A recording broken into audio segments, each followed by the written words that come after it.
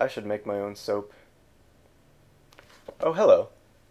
We all try to eat healthily, and it's no secret that we all like our foods to be palatable. Unfortunately, many of the healthiest foods are also some of the least popular. The Brussels sprout, for example, immensely good for you, chock full of nutrients, yet it's one of the most demonized vegetables on our planet. Why is this? Well, the Brussels sprout has an interesting history.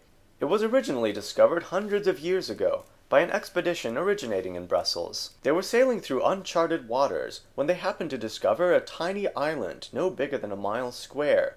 Over the years, the flora and fauna seemed to have adapted to the island's diminutive size, as they themselves appeared to be smaller versions of plants and animals found elsewhere.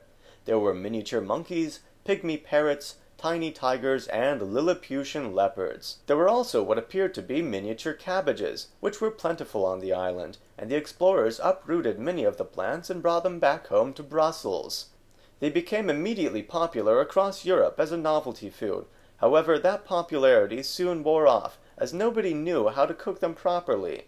Methods of cooking the Brussels sprouts, as they became known, without releasing the unwanted flavors were eventually discovered, but not unfortunately before they had been miscast as a bitter sulfuric abomination. And while it is easy to screw them up, it's also easy to cook them properly. I'll show you how.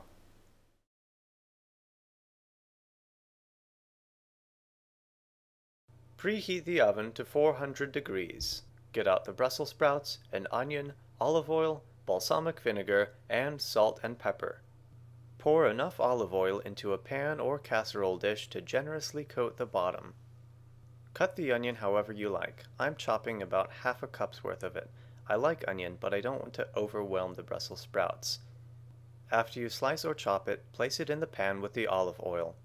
Wash and drain the Brussels sprouts and remove any yellow or loose leaves. Cut off the small end of each sprout. You can leave them whole, but I like to slice them in half. Optionally, you can first blanch the Brussels sprouts, which consist of boiling them for no longer than a minute or two.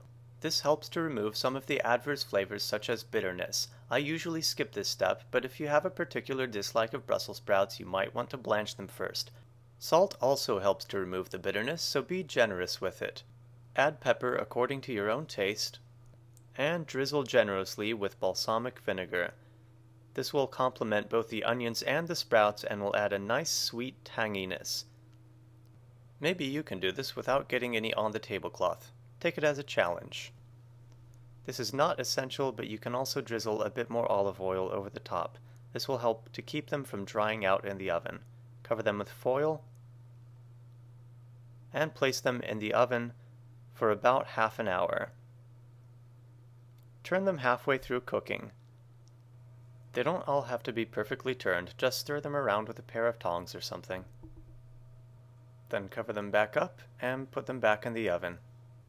They will be done when they can easily be pierced by a fork and are slightly brown on the bottom. However, take care not to overcook them, as doing so can also release some of those undesirable flavors, including that sulfuric quality, responsible for so many Brussels sprouts aversions.